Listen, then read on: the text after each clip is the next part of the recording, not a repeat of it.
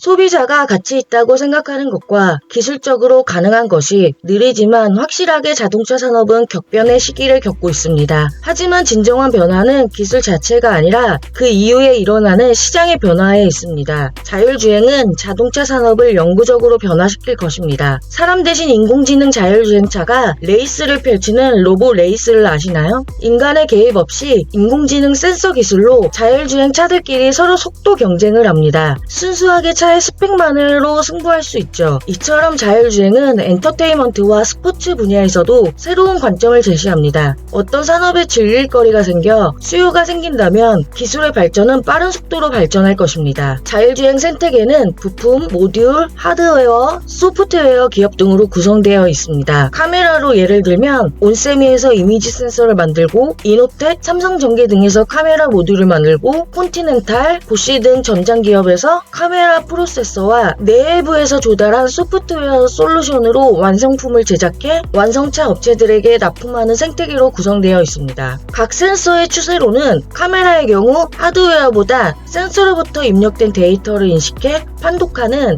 ISP가 얼마나 우수한가가 경쟁력이자 부가가치가 되고, 라이다의 경우 고정형 방식으로 폼팩터 선호도가 높아지고 있으며 레이다의 경우 크기, 무게 등 멀티모드 가능 여부가 경쟁 업체들과 차별화하는 요소로 작용되고 있다고 합니다. 현재 자율주행 기업들의 기술들은 센서를 인공지능으로 보완할 것인지, 상대적으로 기능이 부족한 인공지능을 센서로 보완할 것인지 각 기업마다 다르게 선택 중이라고 할 수 있는데요. 주행 데이터가 풍부한 테슬라는 학습을 통한 사물 인지와 운전 패턴에 집중하며 카메라와 레이더만을 이용한 자율주행 시스템을 개발하여 오토파일럿 기능을 제공합니다. FSD 버전 12.4부터는 사람들의 인식이 크게 바뀔 수 있다고 하네요. 그만큼 자율주행 성능에 관한 테슬라의 자신감이 올라가는 것이라고 할 수도 있고, 일론 머스크 또한 이전 버전 대비 5배에서 10배의 성능 향상이 있을 것이라 장담하고 있다고 합니다. 구글의 웨이모는 네트워크와 지도 정보의 강점이 있어 지도, 자율주행 AI 알고리즘 개발에 초점을 맞추고 있습니다. 정답은 없습니다. 각자 자신의 강점을 살리고 약점을 보완하는 포지션을 취하고 있다고 할 수 있죠. 보조 운전자를 동행하지 않은 로보택시를 상용화한 것은 처음으로 8월 12일 샌프란시스코의 고속도로에서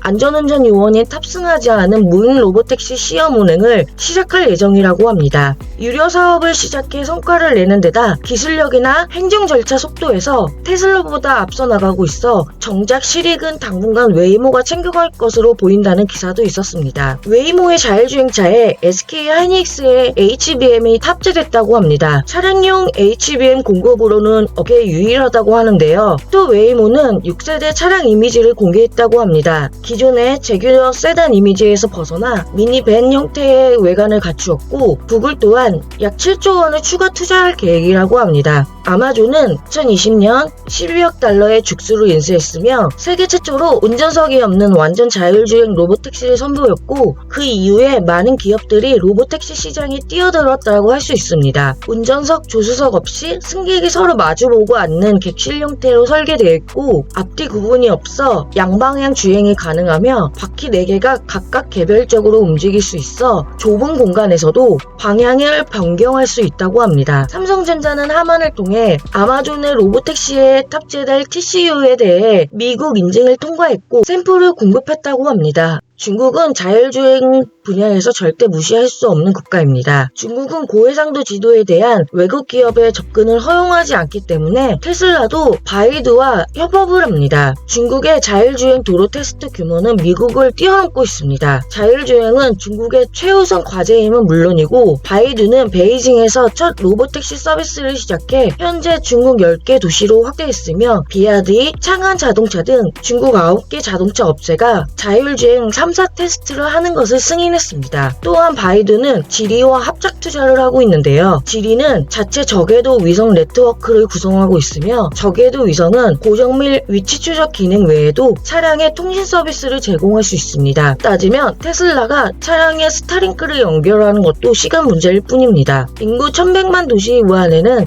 500대의 로보택시가 운행되고 있습니다. 택시기사들은 로봇택시로 인해 승객이 줄었다고 아우성이라고 합니다. 요금이 택시보다 훨씬 싸고 호기심에 로봇택시를 타기 때문입니다. 한국어로 번역하면 당근 달려 로봇택시를 바이두는 운영하고 있다고 합니다. 바이두가 앞서 소개해드린 기업들과 다른 점이 있다면 실적 발표를 하면서 로봇택시 서비스가 24년 말까지 우한에서 손익분기점을 달성하고 25년 완전 흑자 구간에 진입할 예정입니다. 라고 발표하면서 시장을 깜짝 놀라게 했습니다. 글로벌 최고 기업인 테슬라가 이제 그 사업을 막 시작하려 하고 있고 사업 초반에는 손실폭이 상당할 것이라고 전망하고 있는데 바이두는 어떻게 손익분기점을 돌파할 수 있었을까요? 핵심은 비용 절감에 있었습니다. 올해 말까지 6세대 자율주행차 1000대를 새로 투입한다고 했는데요. 신규 차량의 경우 60%나 저렴한 3,800만원에 불과하여 자율주행차로서는 정말 놀라운 가격입니다. 바이두 측은 중국의 자율주행 관련 공급망이 급속히 발전한 덕분에 가능하다고 설명했습니다. 이런 점이 미국이 중국을 견제하는 이유일까요? 국내에서는 현기차가 레벨 3 기능을 넣으려 했으나 연기했는데요. 국내에서는 차선을 바꿀 수 있도록 허용하는 규제 내용이 없었다고 합니다. 자동차 업계는 사고 처리 기준이 명확하다면 레벨 3 자율주행의 상용화가 앞당겨지는 계기가 될 수 있다고 말했습니다. 그래서인지 정부가 레벨 3 자율주행 택시 운행과 관련해서 자율주행 자동차법 개정안이 통과됐고 올 8월부터는 전세계 세 번째로 심야 자율주행 택시가 운행될 예정이라고 합니다. 자율주행 기술에 대한 투자가 다시 증가하고 있다고 합니다. 벤처캐피탈 투자 추적 서비스인 크런치베이스에 따르면 24년 4월까지 세계적으로 8억 달러가 투자되었다고 전했습니다. 매우 낮은 투자 규모라고 합니다. 그러나 자율주행 기술이 다시 투자자의 관심을 크게 받기 시작했습니다. 5월 이후 약 27억 달러가 자율주행 기술에 유입되었다고 합니다. 기술의 진전 후 산업의 변화가 천천히 오는 것일까요?